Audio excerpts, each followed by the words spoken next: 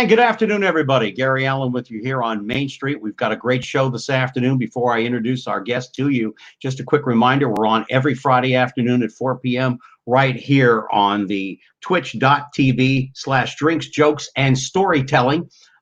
Next week, I have Melissa Manchester coming on, and it's going to be a great show. We're going to talk about the fact that, she was the only person to ever be nominated for 2 Academy Awards at the same time for movie themes the same year. The only artist, the youngest artist at the very same time. So I'm looking forward to having her on. We got some great shows coming up. But today's show, we have a dear friend of mine who I met many years ago when I was doing Arena Football League sideline reporting for the Orlando Predators and for some other games as well and teams in the Arena Football League. He is a former NFL football player. He's a analyst for the NFL Network. He also is a color commentator for collegiate football. We're going to get into that. And he's also works with the Philadelphia Eagles in the same capacity as a commentator, and he handles the color commentary for the Philadelphia Eagles. He has his fingers dipped into everything in sports. He's one of the greatest gentlemen you'll ever meet. He's like a brother to me. He's fabulous. And he's often, I can't get him when I want, but we always somehow try to get it in there just before the draft every season. So without further ado, would you please welcome from the NFL Network, as well as many, many other things in football, Mr. Brian Baldinger.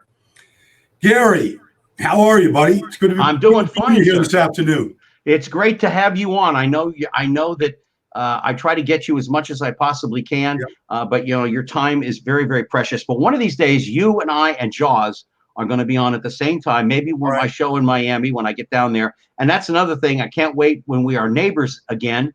And we're closer and we can have dinner and sit down and talk and chat. It's really wonderful. And I know you're in your palatial office at NFL Films as we speak. Well, listen, Gary, I will. I just paid Jaws' last bar tab, so he owes me, okay? He owes me, so I'll kidnap him. I'll drag him into this. His office is on the second floor. I'm on the third floor. So I'll drag him up from the second floor, Gary, and I'll bring him in here with you. Okay, that'd be fantastic. I mean, but I know how time is precious for you. Before we get into the NFL draft itself, I want to talk about the quarterback carousel that's been going on during the offseason. Yeah. You and I both, I'm an Indianapolis Colts fan. You know that because of my brother being with the Baltimore Colts. I have my questions about Carson Wentz. I really do. I realize what happened in Philadelphia may have not been all his fault. There may have been other contributions to what happened in Philadelphia, why they fell apart. But I really have my doubts about him. But Frank Reich says he's good to go.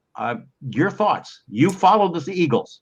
I've watched every game that Carson has, started and played for 5 years in Philadelphia, Gary. And I have seen the very best of Carson.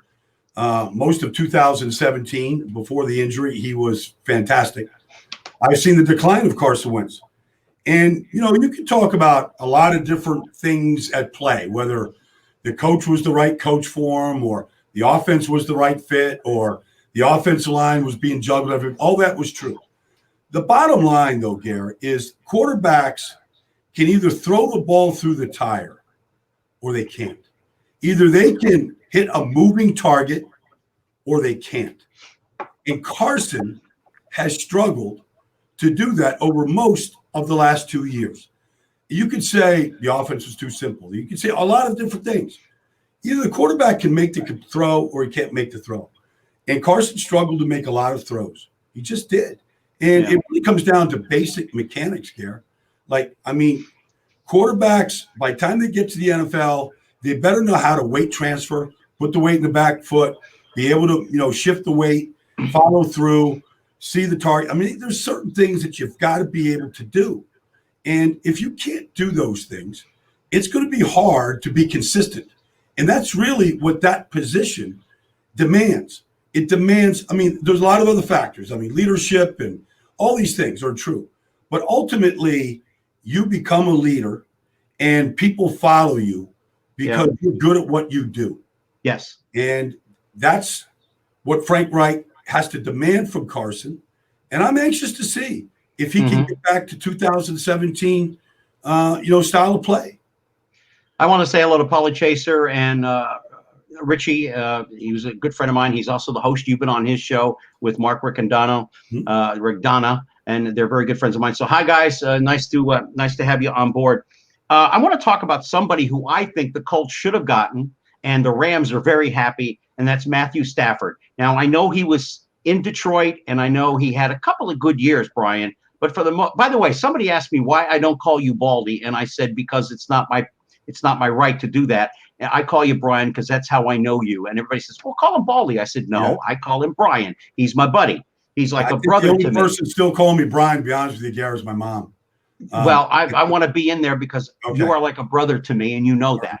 Yep. But at any particular rate, Matthew Stafford to me would have been an excellent fit for the Colts. He even said he wanted to go to the Colts, and then of course this great opportunity for him to go back home because he's originally from California to play for the Rams, which I think they got the best of that deal as far as I'm concerned. I agree. I mean, if the Rams are going to give up on a guy they just drafted a few years back, there's something not happening there. Mechanics are off. He's off. Either that or they've changed their offensive philosophy and Matthew fits into it better. Do you agree with me that the Rams got the best of that deal? Oh, yeah. I mean, because really it's not about, what somebody got, the compensation or whatever. I mean, it's about who's the better player. And in my mind, Matt Stafford is a better player. And I think when we see Matt Stafford with Sean McVay and what they do offensively, returning number one defensive football, they still have to go out and play. They lost defense coordinator, Brendan Staley. But I mean, you put him in an organization that has far more stability than he ever experienced in Detroit, where all he knew was change and turnover and starting over again, all that stuff. I think Matt Stafford has a chance to flourish because he can flat out throw it, Gare. Oh yeah. Yeah.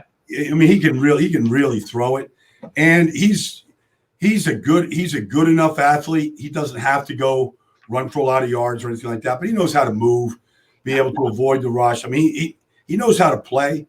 I mean, bottom line, Matt Stafford is a better player than Jared Goff.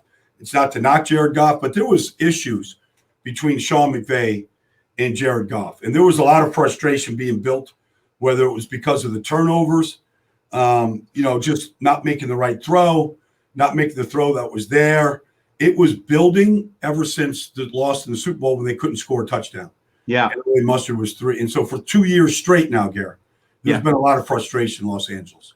And it seems to be in the NFL when you played for Dallas, you played for the Colts, you played for Philadelphia. When my brother Michael, God rest his soul, when he played, they hung on to players a little bit longer. And the philosophy of the offense and defense under Shula in Baltimore didn't change all that much. It was Johnny Unitas, Earl Morrall, Gary Quazzo was the backup for a while till Earl Morrall came in, and then Gary decided he was going to go off and be a dentist. And I could use him right about now.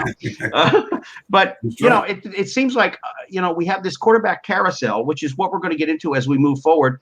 Hey, guys, everybody's saying hi out there. God bless you. Thank you for joining us here. Brian Baldinger from the NFL Network. He is, I call him my brother because that's how I feel about him. And that's just the way it is. He takes over for my brother Michael. So he's my inroad to the NFL. But this quarterback carousel, I think, comes about because of mistakes made in the draft. Well, I'll pick it up there, Gare. You just clear your throat.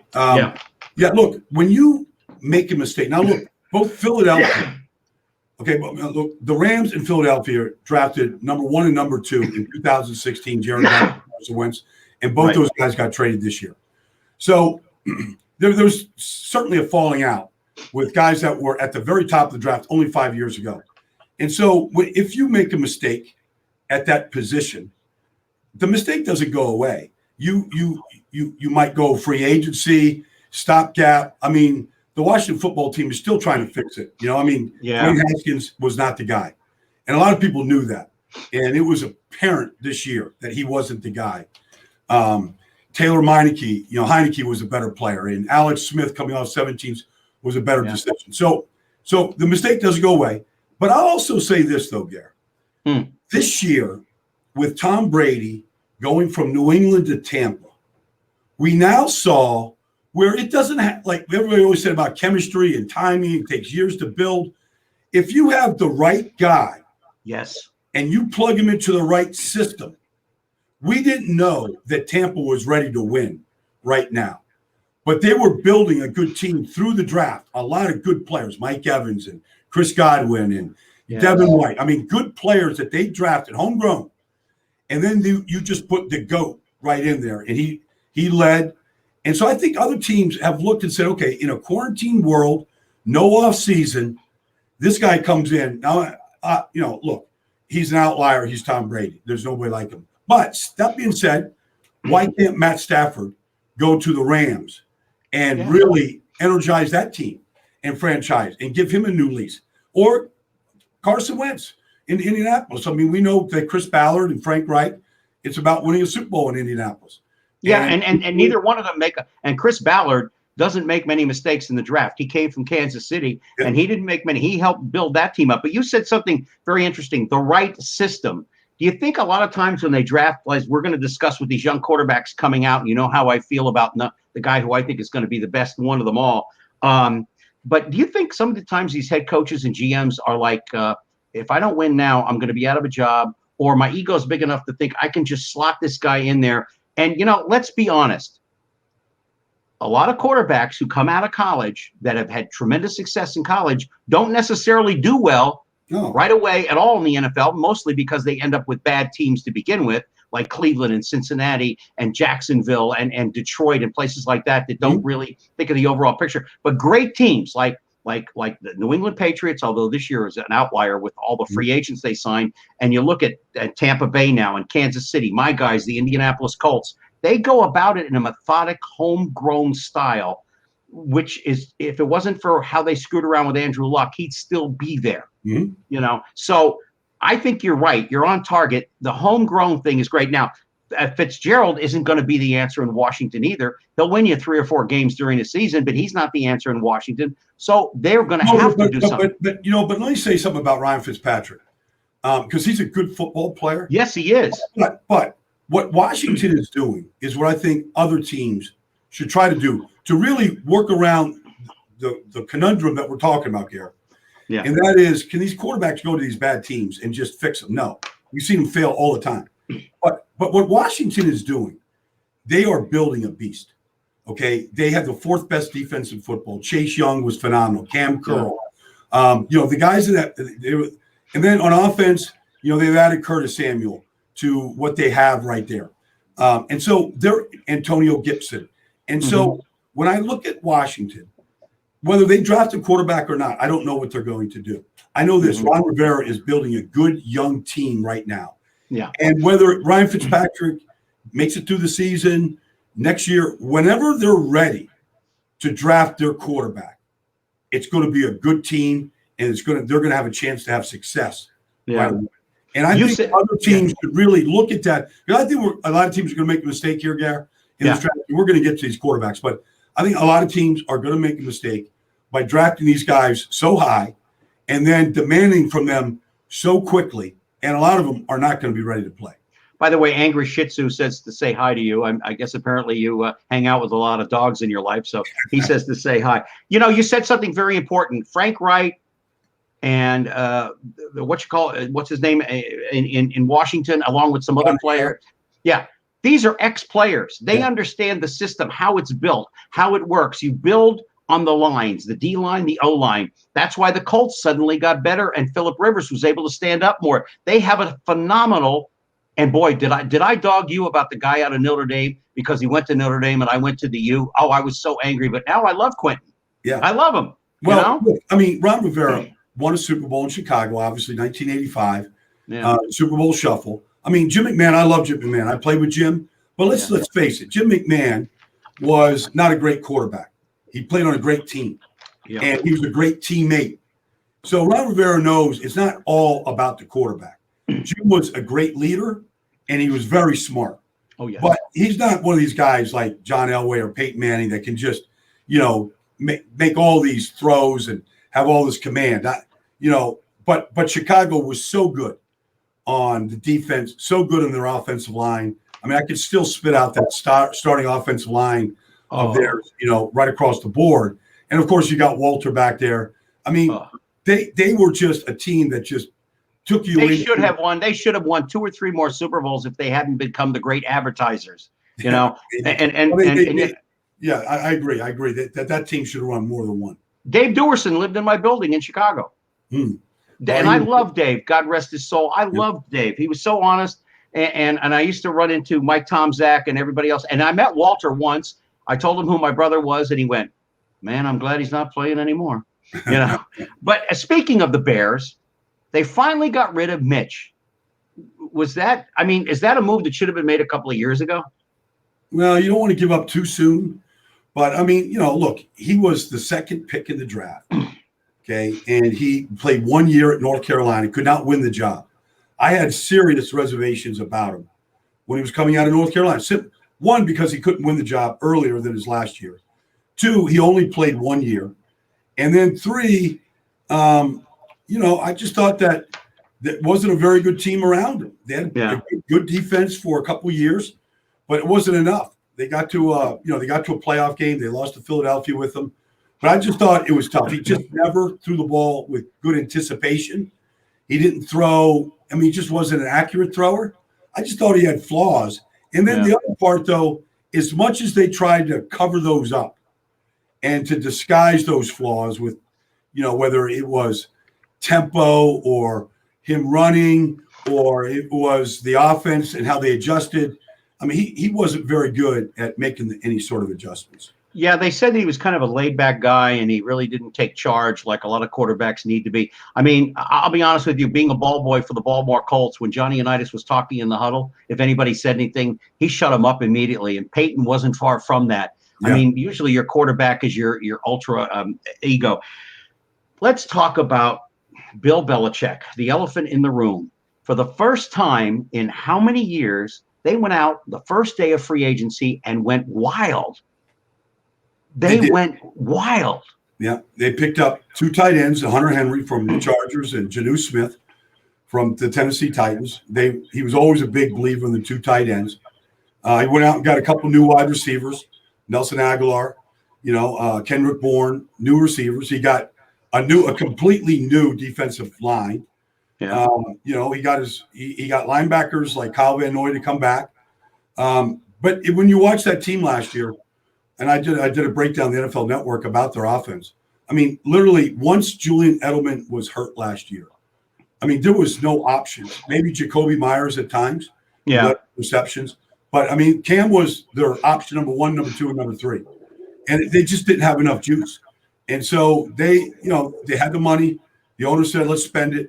And we'll see. We'll see how it all comes together, how he coaches them up. But they're going to look like a completely different team this year, Gary. Do you think draft day, and we're going to discuss this a little bit later too, do they have enough ammunition to move up from 15 to get a quarterback? Because I got to believe, Brian, that Cam Newton is not the answer in the long run for the New England Patriots. Well, it's certainly, I had heard yesterday, Gary, a lot of rumors right now. Yes. I heard some of them are out there, put out there false by teams anyway. Yeah. Yes. They do a lot of that. Yeah. So it's the lying season right now. Somebody's lips are moving, they're probably lying. But I heard from a pretty good source. Yeah. And I'm breaking this on your show here, Gary, because I haven't really said this anywhere. But I heard from a pretty good source that the Patriots are very interested in trading up from number 15 with San Francisco to number 3 to get Mac Jones. That Belichick-Saban connection. Belichick-Saban connection. I mean, if Mac Jones reminds you of one player that has played for a long time, it's Tom Brady. I mean, It just sort of goes through progressions. I'm not making any comparisons here, Gary. I'm not getting crazy. No, I know that. Yeah. But there is, I'm sure New England can't watch Mac Jones play this year, watch him complete 77% of his passes, hear what Nick Saban has to say. They were standing next to Nick Saban at his pro day. The organization, the Patriots, stayed down in Tuscaloosa for a week with them, spent a lot of time with them. I'm sure they can't not think that this might be their bridge to the next Tom Brady. I'm sure there's people that think that. Whether it's true or not, we don't know. Speaking of a team with a quarterback situation that I think needs to be resolved quickly, and that's the Pittsburgh Steelers. I agree. I mean, I don't know. Ben Roethlisberger during the offseason, I've heard from friends of mine like you have that are in the NFL as players. They say, this guy doesn't work out. It's like he doesn't really care. Well, I think rest is at his age is important. I mean, the elbow the year before knocked him out, from the second game on. Right. And so he didn't play at all. And so I think, when you get to 37, 38, I think Ben's in that age right now. Rest is really important. We're just in the middle of April. There's plenty of time, to start throwing it. Right. It's not uncommon. I just think you're right, though. I mean, I think Pittsburgh, we've seen enough, I think, of Mason Rudolph to know what he is. Yep. And so I think Pittsburgh has to really. I'm almost surprised they didn't cut the cord this year, to be honest with you. I'm not knocking Ben Roethlisberger. He didn't play well down the stretch. The team wasn't good around him. But these guys, we have all seen quarterbacks that stay too long. And to me, Ben, all he wanted to do was get rid of the football as quickly as he could last year. I mean, I'll just use one game. My Colts had them dead to rights. And some reason they took the metal off the pedal, their foot off the pedal, and in the second half, Pittsburgh came alive. Otherwise, the Colts would have beat them, and the Colts would have ended up not playing the Buffalo Bills in the first round during the wild card things. But what is Pittsburgh going to do? They just gave Tomlin a huge contract, which Pittsburgh. They've only had 3 head coaches in their entire lifespan. Chuck Noll, who I knew as a young kid when he was coaching with the Baltimore Colts. They stay with their coaches. Yeah. What are they going to do? They've got to find a quarterback. They've got to find a team because they have more holes than just Ben Roethlisberger is getting old and his arm is getting tired. Well, look, they shipped James Conner off to Arizona. He was the starting running back, but he had a hard time staying healthy. They were the worst team in the league this year, Gary. Yeah. At football. Total yards rushing and yards per carry rushing. They were last. And that just doesn't sound like a Pittsburgh team. So they've got to get that corrected. Now they lost, Matt Filer, starting left guard. They lost Marquise Pouncey to retirement. Yeah. They got to rebuild their offensive line. They've got to find a running game. And so they've got holes on defense right now too. So, they're not going to be the favorites to win the NFC North or the AFC North this year. I think that would be Cleveland, wouldn't you say? Well, I think Cleveland and Baltimore. I don't think Baltimore's going to get any worse. No. I'd say Cleveland and Baltimore would be at the top of the division, but Pittsburgh has owned that division for a long time. Yeah. And so, they take that very serious about going out and winning the AFC North.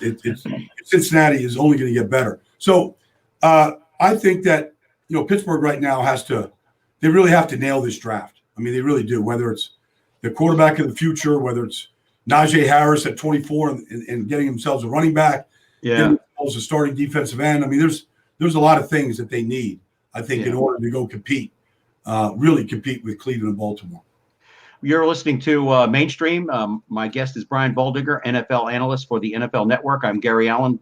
Hope you're joining. I hope you're enjoying the show. Join us every Friday at 4 p.m. Next week, it's Melissa Manchester joining me for an hour, so I'm looking forward to that. She's a fantastic lady and just as beautiful today as she was 30 years ago. She's fantastic really voice, Gary. Fantastic. Oh, she's my brother has a crush on her. Okay. My brother the priest, he's got a crush on her. So I don't know.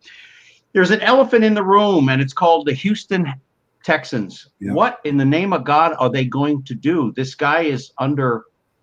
How many women have come forward?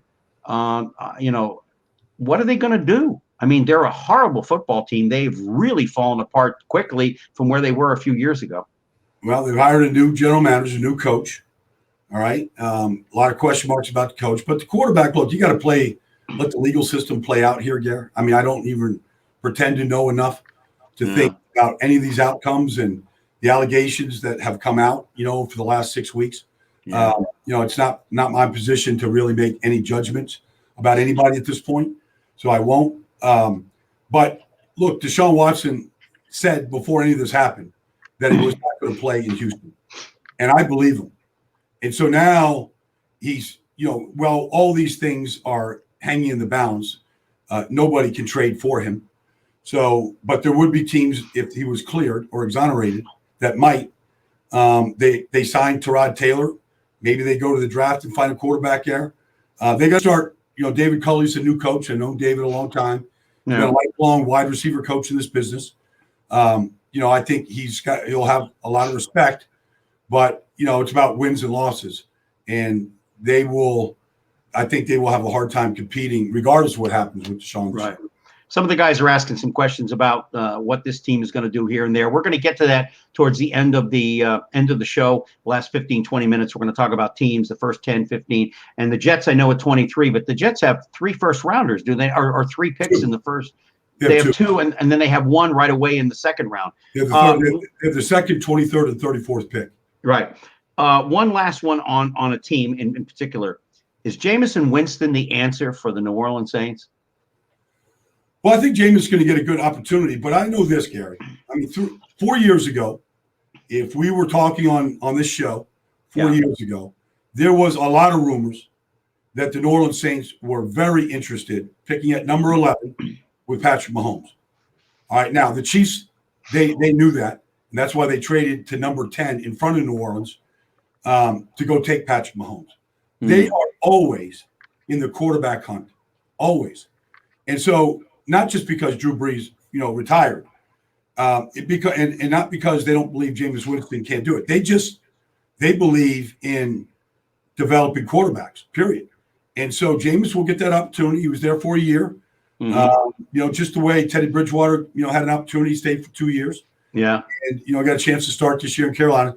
So I think the New Orleans Saints are one of these teams that you have to really pay attention to in this draft, because they have a very good team around the quarterback. There are not many holes on this football team.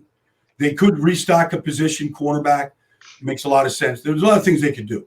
Right. But keep an eye on that team and any of these quarterbacks, because if Sean Payton falls in love with one of these guys, and it's within reason, the Saints could be moving up to take one. And I misspoke. One last one. Carolina, they have Donaldson, but they also have Bridgewater. What do they do? Well, Sam Darnold is going to be the starting quarterback. I think that by time you get to the draft, I think Teddy Bridgewater will get moved. I mean, I believe that. I think the owner has come out and said we have to upgrade the position. The owner has said, look, there's 3 things that are most important in any franchise. The general manager, they have a new one. The head coach, Matt Rule, is a stud. And then the quarterback. And so they were very much in play for Deshaun Watson before the allegations came out. Mm-hmm. They might have made a serious offer to do that. They're not out of the quarterback carousel here in this draft at number 8. Mm-hmm. But I think with Sam Darnold there this year, I think they'll look to continue to build around Sam Darnold. I think that I'd be surprised if they draft a quarterback there. Yeah, I want to change course here a little bit and talk about the quarterback carousel for the draft that's coming up, which there could be some what I love about the draft, and I loved it last year, and I thought they would continue on with that, being as though COVID, it's a little past this now, a little bit, but it's still out there. Mr. Gaz, thank you so much for joining us here on the program. Brian Baldinger, my guest right here on Main Street, Gary Allen with you. But I loved the draft last year when they just showed the coaches and the picks went by boom, boom, boom, boom, boom, without all the fan and furl and stuff. I mean, your network, first of all, I don't really watch ESPN for the draft. I'll be honest with you. I'm so tired of Mel Kiper. I've had it up to here with Mel Kiper. I think he phones it in anyway. So that's just my opinion. And, therefore. I'm a big Mel Kiper fan. I know you are. I can't figure that out because you're. But I've done one of these draft shows, Gary, about 3 or 4 years ago. Me, Ron Jaworski, Greg Cosell. Yeah. Mel. We did a draft show in Philadelphia, and I was around Mel a lot. I knew him, but I was around him a lot for this couple days. Yeah. He was great. He was. The one thing about him that's great is he can tell you who's going to be in the draft next year too. Already. Well, I mean, he's got a great delivery. He built this whole industry in his basement, Gary. Yeah. He started the industry. Mel Kiper was the first one to do any of this draft talk. Yeah. Way before any network joined in, Mel was doing it. And look, he's tied into a lot of these programs, believe it or not. He's tied to a lot of these teams. He does, he's a reporter at heart. He does a lot of work. Some people might, be able to have a little fatigue. I understand that. But me personally, I'm a Mel Kiper fan. Yeah. Well, everybody has their let's get into this. Wow. Trevor Lawrence. He's going to be the #1 pick with the Jacksonville Jaguars. That's pretty much a done deal, I think. I don't think there's going to be any surprises there. I have my question marks only because the Jacksonville Jaguars of recent years have been what I call bottom feeders in the NFL. They've been staying there. I don't think it's their owner so much. I just think it's been bad picks, bad selection. As you discussed earlier, and we both said, it's the system upon which a team moves. If you have great GM, you have a great front office, you have a great owner, you are going to build a winner. They're going to make some great picks. And I just think Jacksonville is on the outside looking in. Now, I know you like the way they're moving and where they're going forward. But yeah, I am Mr. Gaz. I agree. Mel is a very smart man. I just am tired of Mel Kiper. That's all. I just because you know what? I'd love to know his percentage of victories as far as who he predicts are going to be hits and others are going to be misses. But anyway, I know you're big on Jacksonville. I know you like the direction they're going in with the coaching and everything else. But I just have some major question marks. Well, here's the thing. I mean, if you want to just talk about Trevor Lawrence for a second, sure. He's from Cartersville, Georgia. All right, small town. And when he was in 8th grade, going into his spring of his 8th grade year, the varsity coach at Cartersville High School invited him out to spring training. They had like a spring football training thing. Football's king in Georgia. So he goes out there. He's in 8th grade. Yeah. He wins the job and starts 54 straight games. Wow. 9th, 10th, 11th, 12th. Goes 52-2. 52-2, wins 2 state championships. Then he goes to Clemson. All right, he's the #1 recruit in the country. Goes to Clemson, beats out Bryant in the 3rd week of the college football season as an 18-year-old, and then runs the table and crushes Alabama in the national championship game. Like, this guy has literally dominated the competition throughout high school and throughout college. And there's nothing that you watch on film where you say he can't do this at this level. There's nothing. I mean, he's size, delivery, intelligence, competitive fight, the whole thing. Well, I'm not questioning him. I'm questioning the organization that he's going to. Yeah, but I think that Urban Meyer is a program builder. Matt Rule is a program builder. And so what you're trying to do is build a culture, Gary. And I think Urban Meyer at Utah, at Florida, at Ohio State, at Jacksonville, I think that's what he's best at. If you asked him to go out there and, draw up a bunch of X and O's to be cover 3, that's not his thing. But he knows how to build a culture, and he keeps doing it. And I believe that's what has been missing in Jacksonville. When you have a culture, it's about the locker room. It's about a brotherhood. It's about accountability. It's about being on time. It's the little things that you do inside that locker room as a team. And I think he gets players to buy in. Well, I hope so, because I hate to see these quarterbacks, and this, over the years, a lot of guys have been drafted in the wrong systems, and 4 or 5 years later, they're out of the NFL because their years were wasted. How many quarterbacks has Jacksonville had? How many times has Cleveland did it? Cincinnati did it. I mean, it's just it's just horrible. Question has come up in the last couple of days about Justin Fields. He says he has his epilepsy under control. Is that going to drop him in the draft? I don't think so. I think other things might drop him. I don't understand it. I think he's clearly the 3rd best quarterback in this draft to me, and he might very well be the 2nd best quarterback to Trevor. But other things might. I mean, some people don't like the way that he goes through progressions and he locks on receivers and la-di-da-di-da. Doesn't like his game against Northwestern, and so they'll point to other things to drop him. But I don't believe the epilepsy because we've never heard about it before. So he's taken medication for it, like a lot of people do. The medication has kept things under control, as far as I know. Yeah. But those kind of things come out during this process. It always does. Guys that have heart issues, that comes out. Other congenital problems come out during this vetting process. So it's not unusual, but it hadn't looked like it slowed Justin Fields down in any game, practice. I've never heard about it affecting him at all before. The one thing that we keep talking about this and that and the other, and I do remember one thing that Mel Kiper did say that I liked, and that was, I think Boomer asked him about 5-10 years, whatever it was, and Mel Kiper said, look, no matter how and where these guys get drafted, can be the #1 guy drafted in the draft. They're all prospects. They all have still flaws that need to be worked out. Even Peyton Manning had a few flaws when he got into the NFL. Tom Brady waited a little bit, and I know I saw Mangini talking about it when he was at New England. It took Brady 2 or 3 years before he started to really be the Tom Brady that we know. So these guys, no matter where they are, what position, no matter what, and all the Jet fans and Giant fans in New York used to boo and holler, and you say, oh, why is the team making? They all have something they need to work on. They're not perfect when they come out into this draft. So, I mean, with that said, Zach Wilson, where are you on him? Well, this is where I'm going to bring in Patrick Mahomes. Okay. Patrick Mahomes 4 years ago was going through the same process. And I had talked to him, his agent is Lee Steinberg. I talked to them at the Super Bowl that year in Houston.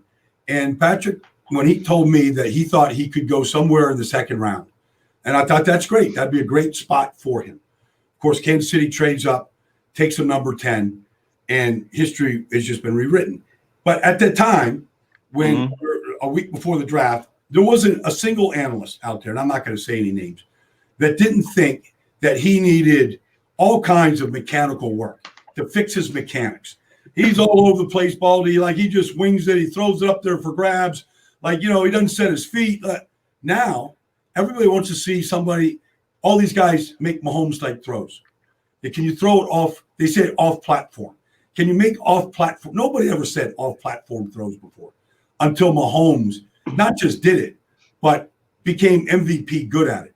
Yeah. And now I think he's ruined the position. Now all these guys, Zach Wilson, Justin Fields, they all want to show you, Trey Lance, they all want to show you what they can do when they're being chased, harassed, and they can just uncork one 50 yards down the field the way we see Mahomes do every Sunday. And so some ways Mahomes can just do it. He's just a rare competitor. Yeah. With accuracy, with deadly accuracy. But also, Brian, remember, his dad was a Major League Baseball player. This guy was groomed from a very young age, and I believe his mom was a track star or a basketball star, one or the other. I can't remember which. I mean, he's been groomed. So yeah, I agree with you. That's but now I guess all these guys want to emulate him to show, hey, we can do that. So when you watch Zach Wilson, there's not a game that he plays, Gare, where you're not wowed by a throw or two throws or three throws. You just pick on put on the Boise State game. And, the question mark was, where was this level of play in 2019, 2018 when he started at BYU?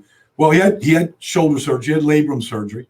And anybody that's had a torn labrum, it's hard to pick up a fork and feed yourself.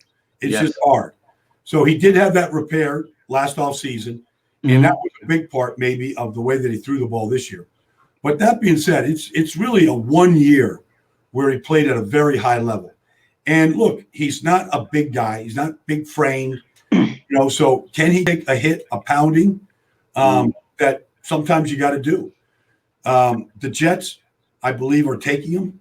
I think they fell in love with his arm talent the way you see Aaron Rodgers throw a ball, the way you see Mahomes throw a ball.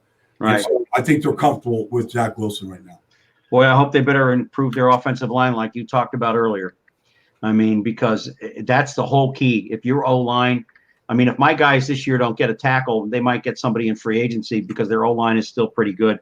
Trey Lance, he's the number 4 guy on the board, or number 5 guy on the board.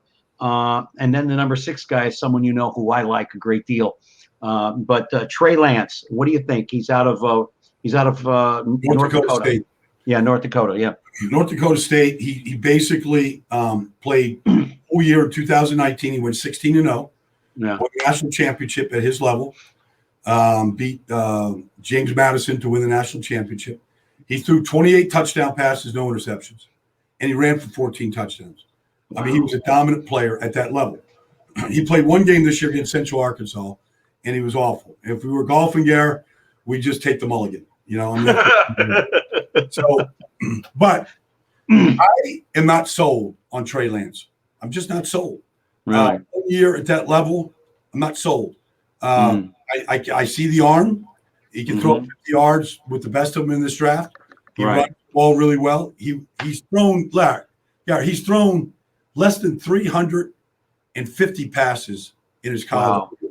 That's not a lot, man. That's I mean, guys do that sometimes in a month or 2 months, in the NFL. Yeah. He's thrown 350 passes. So it's not a lot of work. And so to me, he's a guy that if you draft, you got to hope that he can sit for a year and just learn. But if he's taken at the top of this draft in the first 8 picks, it's going to be hard to sit him.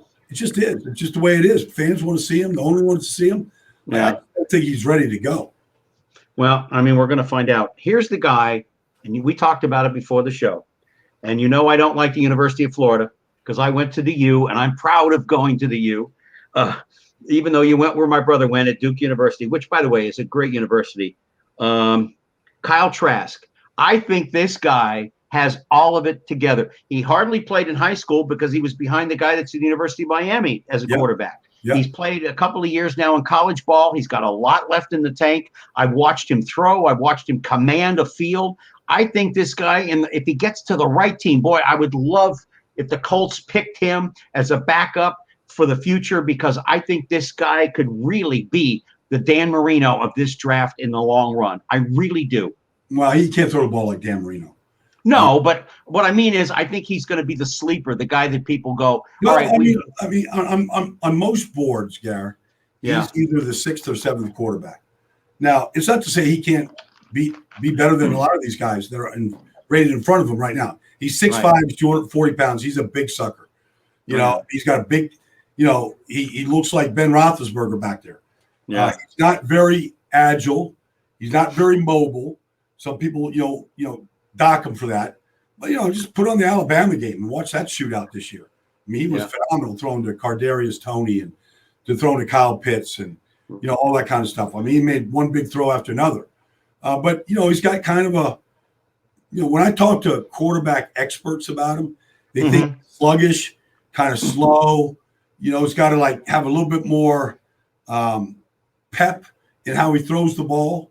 But that doesn't mean he can't play, Gary. And he can't be a good NFL quarterback because we see it all the time. He certainly has a chance if he's in the right system.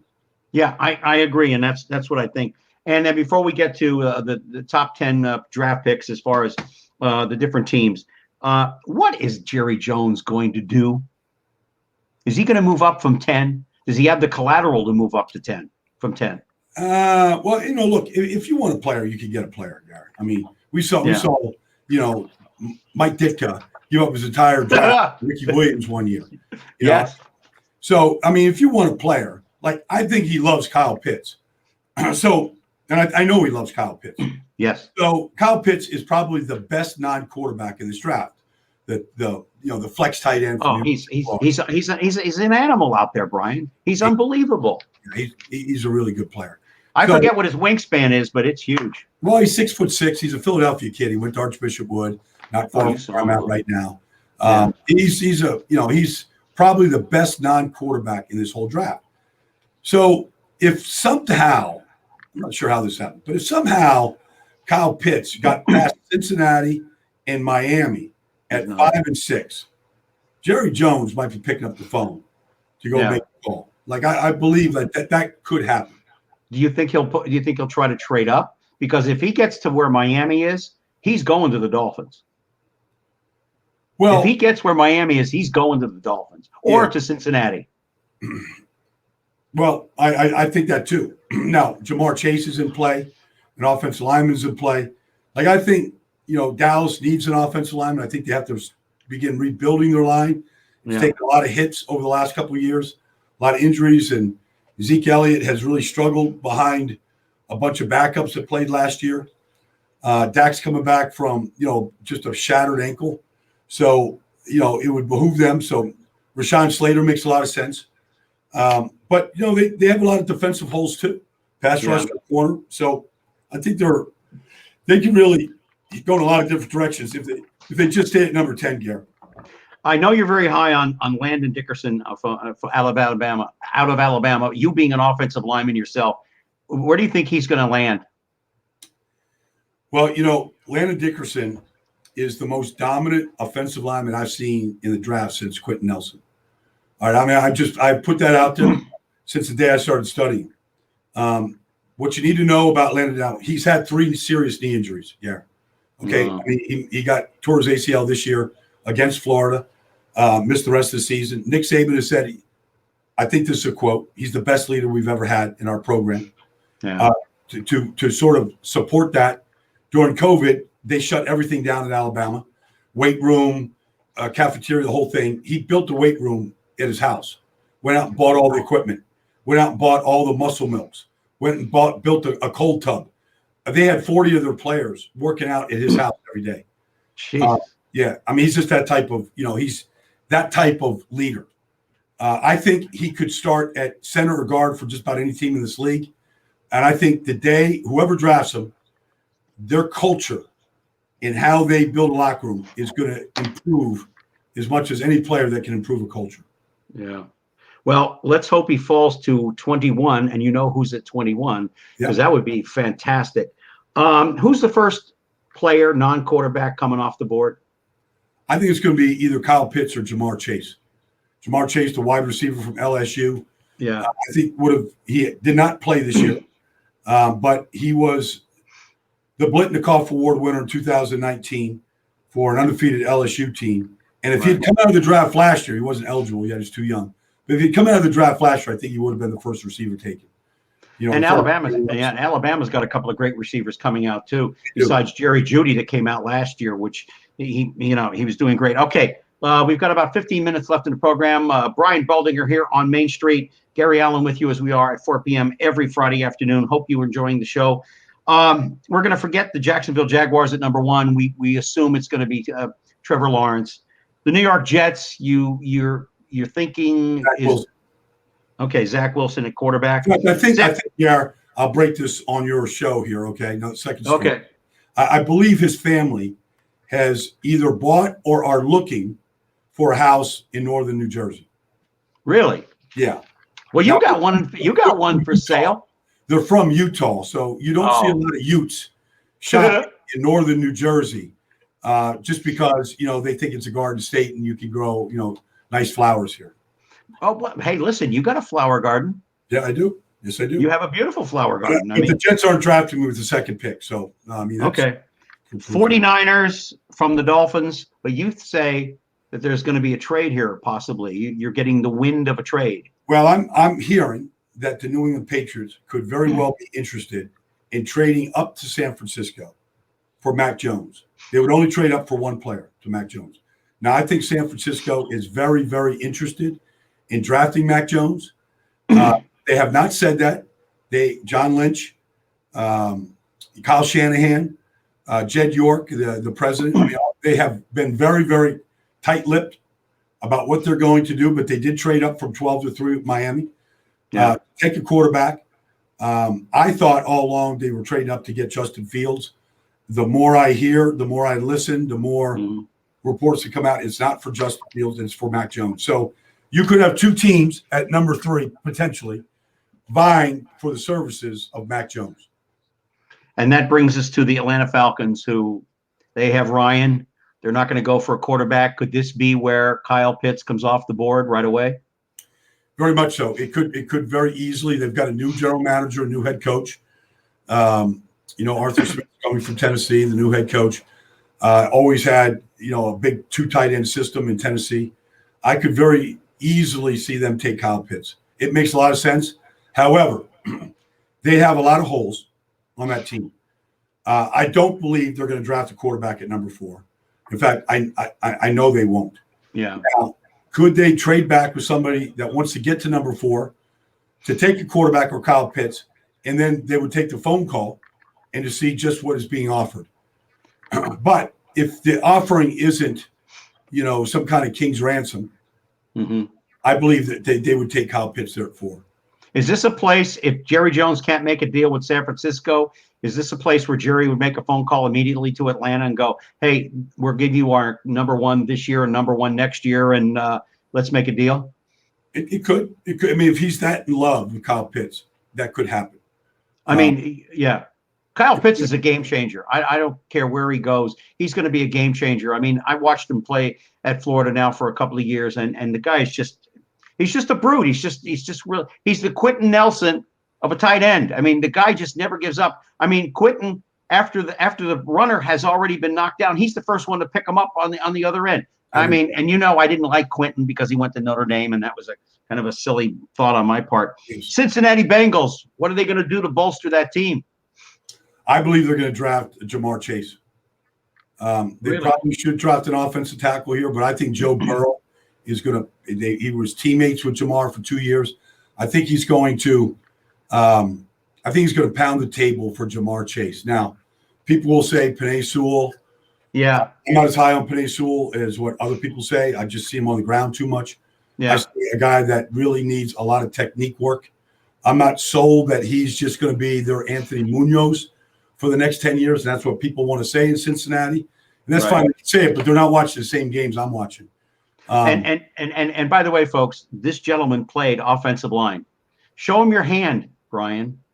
Show him. I mean, everybody's got, some flaw. Yeah, but what I'm saying is, what you're talking about when it comes to offensive line. And I've been around a lot of offensive linemen in my life. The Miami Dolphins from the Philadelphia Eagles. Boy, if Kyle Pitts is here, this is a slam dunk. This is where he's going to go. I agree with that. And they're building. I mean, they've got Mike Gesicki there, who's, I think, a good flex tight end. And I think he's only going to get better. I mean, this is a guy that, athletically is a real freak. 6'6" and a 41-inch vertical jump and all that stuff. But I think Kyle Pitts, if he's there, I don't think Miami's going to pass him up. If Jamar Chase is there, I don't think I'm going to pass him up. But I think Jalen Waddle, makes a lot of sense. They need a real number one wide receiver. Devontae Parker can be that guy. He's been injured quite a bit. He came on a little bit in 2019. It was okay last year. But they need a wide receiver. So I think if Chase and Pitts are gone, then it could be Devontae Smith or Jalen Waddle. Detroit Lions. Well, if you watch Jared Goff, you've got to protect Jared Goff. I mean, you've got to keep him up.